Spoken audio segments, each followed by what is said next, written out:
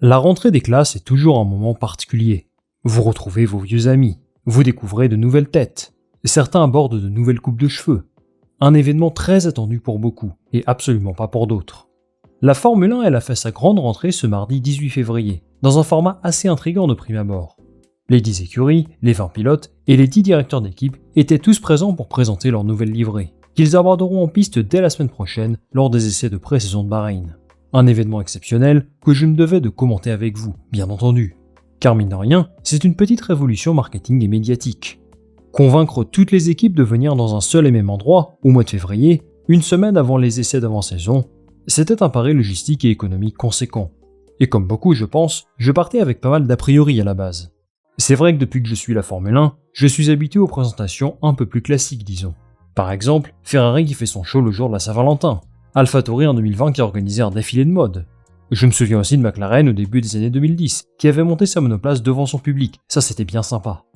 J'apprécie le fait que chaque écurie a sa propre manière de présenter, même si des fois il y en avait qui ne se foulaient pas trop, du genre As, c'était les spécialistes en la matière, limite ils lâchaient juste un screenshot sur leur réseau. Du coup, j'avais peur qu'il y ait une certaine uniformité dans la présentation des monoplaces, mais force est de constater que ça n'a pas été le cas. L'événement a commencé avec un concert de Machine Gun Kelly, puis une session van de haut niveau avec le comédien Jack Whitehall.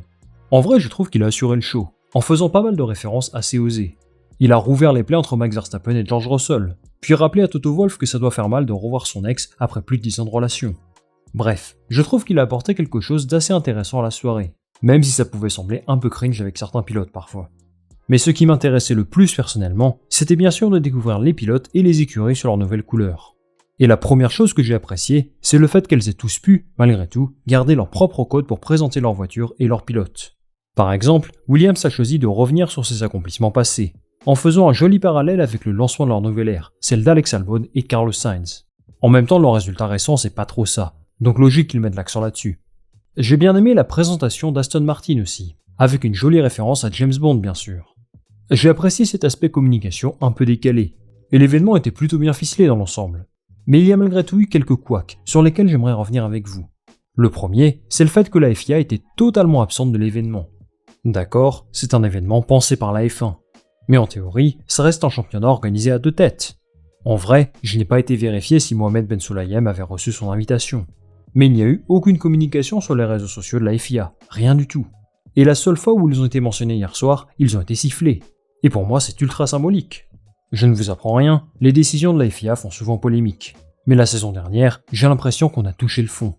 J'ai surtout en tête cette règle absurde, disons les termes, où les pilotes sont sanctionnés de grosses amendes s'ils disent des gros mots. Max Verstappen en a fait les frais, Charles Leclerc en a fait les frais. Et simplement parce qu'ils ont utilisé un mot injurieux en conférence de presse, sans insulter quiconque, si ce n'est leur voiture. Pour reprendre les propos complètement lunaires de Ben Sulayem, il estime que les pilotes de F1 ne doivent pas se comporter comme des rappeurs. Les amis, il n'y a vraiment rien qui va dans ce qu'il dit. Tout ça pour dire que le conflit FIA-FOM, qui dure depuis des années, s'intensifie de jour en jour. Enfin bon, revenons sur l'événement lui-même. Il y a deux ou trois autres choses qui m'ont déplu. Par exemple, l'intervention interminable de DJ d'Alpine, et aussi le manque de participation de Red Bull. C'est bien simple, Liam Lawson et Max Verstappen sont les seuls pilotes à ne pas s'être exprimés lorsque leur monoplace a fait son entrée en scène. Alors ça pourrait sembler peu étonnant de la part de Verstappen, qui n'est pas très fan de ce genre d'événement. Mais personnellement c'est quelque chose qui m'a surpris. L'excellent journaliste Chris Medland, qui couvrait l'événement, nous indique que Christian Horner et Max Verstappen se sont beaucoup fait huer. Ce n'est sans doute pas la raison pour laquelle les pilotes n'ont pas donné d'interview sur scène, et lui pense que c'est quelque chose qui a été décidé en amont. Ça m'a interpellé personnellement, et dans ce cas-là, je pense surtout aux spectateurs. Un billet coûtait entre 70 et 140 €, j'ai vu, et ne pas pouvoir assister au discours de champion du monde en titre, ne serait-ce que quelques secondes, eh bien je trouve ça décevant. Une dernière chose, j'ai beaucoup apprécié la présentation de McLaren. Pour célébrer leur titre constructeur, ils ont amené sur scène plusieurs de leurs voitures championnes du monde. Un clin d'œil sympa. Et ça me semblait important de mettre en valeur leurs accomplissements de l'an passé. Mais si la F1 valorise autant le travail de McLaren, je pense qu'ils devraient en faire autant pour Verstappen, qui est le champion du monde en titre tout de même. Mais tout ça, c'est du détail. Et j'ai tout de même passé un très bon moment. Et justement, j'ai maintenant envie de vous donner mon avis sur le plus important de cet événement, les livrées. Alors c'est toujours compliqué de parler de ça d'un point de vue esthétique en tout cas, car l'appréciation est propre à chacun. Mais contrairement aux autres années, c'est l'unique caractéristique qu'on a pu observer cette fois-ci. Vous savez, d'habitude, on distingue quelques éléments techniques intéressants, qui donnent quelques indications sur la direction technique. Par exemple, en 2022, Ferrari avait présenté une voiture avec des pontons bien différenciables du reste. Et forcément, dans cet événement, impossible de faire la même chose. Peu importe, car comme chaque année, il faut attendre la première séance d'essai libre du premier Grand Prix pour se faire une idée de la performance de la voiture. Même si évidemment, on apprendra sans doute pas mal de choses pendant les essais hivernaux. On reviendra dessus d'ailleurs d'ici 2 semaines. La présentation des livrets s'est effectuée par ordre croissant du classement constructeur, et c'est donc Sauber qui a frappé en premier. Et franchement, je trouve qu'il y a une amélioration par rapport à l'an dernier. Ils ont abandonné leur vieux hashtag sur l'arrière de la voiture, que je détestais. Et il y a quelques ajustements au niveau des couleurs, qui font que je trouve ça plus harmonieux. Après, il faut aimer le vert flashy, mais ça va dans le bon sens à mon avis. Ensuite, il me semble que Williams suit le modèle des écuries de haut de tableau, avec peu de changements par rapport à l'an dernier, avec ce dégradé de bleu bien sympa je trouve. Ce n'est pas une révolution, mais ils réussissent à se distinguer quand même malgré l'utilisation du bleu, qui est pourtant bien représenté sur la grille. Vicarb en revanche a décidé de prendre un pari audacieux, pour nous dévoiler une masterclass de monoplace. J'ai l'impression que c'est la plus belle livrée de la grille, et je pense qu'on a cette sensation-là parce qu'ils ont vraiment fait une grosse coupure par rapport à l'an dernier. Ça nous rappelle aussi la fameuse Red Bull couleur blanche qui a roulé en Turquie en 2020 et qui a été un vrai succès esthétique. A noter également que Laurent Mekies, le team principal, a annoncé que ses équipes ont terminé leur migration à Milton Keynes, là où est situé Red Bull. Ça concerne la majorité des employés, et c'était prévu depuis longtemps. Leur usine en Italie reste fonctionnelle, mais ça devrait changer radicalement leur façon de fonctionner. Peut-être pour le meilleur, puisque la synergie avec Red Bull devrait être renforcée. Haas a ensuite pris le relais, et on a découvert une voiture qui avait déjà leak sur les réseaux sociaux.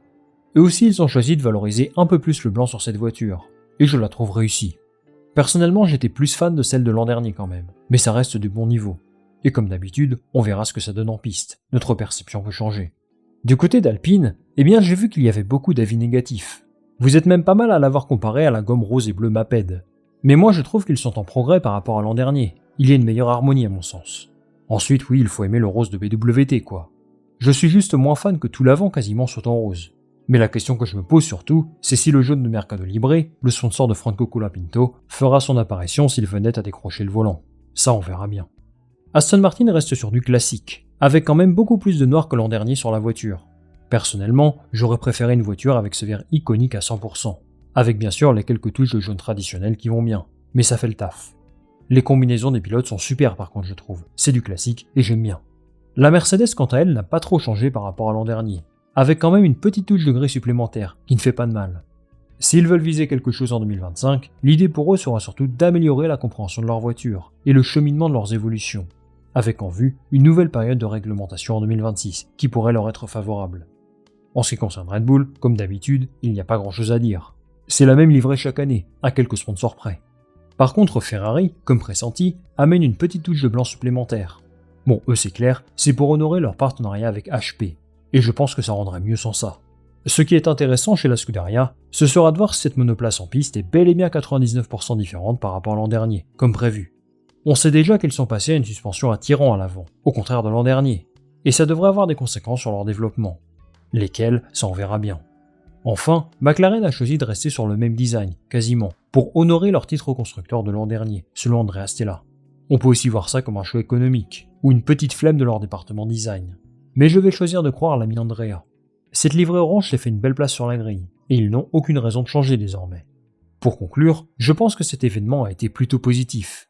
Les fans ont répondu présent, il n'y a pas eu trop de problèmes, il y avait une bonne ambiance, et on a pu voir quelques évolutions sympas sur les monoplaces. D'autant que tout était disponible gratuitement sur YouTube, donc ça on ne va pas s'en plaindre. Est-ce qu'on sera amené à voir ce genre d'événement chaque année? C'est possible, mais je pense qu'il faudra améliorer certains aspects de l'organisation. Des écuries ont choisi de faire leur propre contre-événement entre guillemets. Par exemple, Ferrari roule en piste aujourd'hui. Mercedes nous dévoilera une nouvelle fois sa voiture lundi prochain. C'est un peu brouillon tout ça si vous voulez mon avis. Personnellement, j'aime bien les shows propres à chaque écurie. Ça a un certain intérêt marketing aussi, puisque ça ramène du monde sur leur réseau. Et peut-être que les fans se sentent plus proches de leur équipe de cette façon aussi. S'ils refont ça l'an prochain, il faudra absolument incorporer un aspect technique plus poussé. Avec les nouvelles réglementations qui arrivent, il me semble crucial de faire ça. Ce qui est sûr, c'est qu'il me tarde de voir tout ça en piste la semaine prochaine. Je suis vraiment impatient. Et maintenant, j'attends votre avis sur cet événement. Quel est votre livret préféré? Est-ce que vous aimeriez revoir ce genre de format à l'avenir? Dites-moi tout ça et je lirai ça attentivement. Merci les amis d'avoir suivi cette vidéo qui était un petit peu plus légère que d'habitude, j'espère qu'elle vous a plu. Si c'est le cas, bien sûr, pensez à liker, pensez à la partager autour de vous et surtout à vous abonner pour me soutenir un maximum.